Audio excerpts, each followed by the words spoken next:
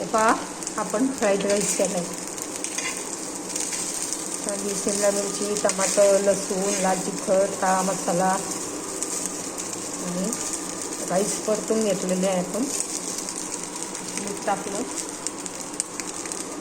आणि कोथिंबीर वरतून टाकतो. आपण आपला फ्राईड राईस तयार खाण्यासाठी. नक्की करा आणि नक्की खा.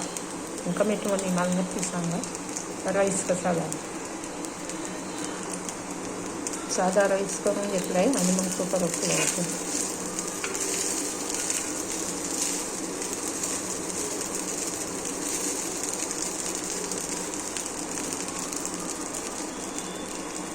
टमाटा, शिमला मिरची, लसूण, लाल तिखट, काळा मसाला, मीठ आणि राईस.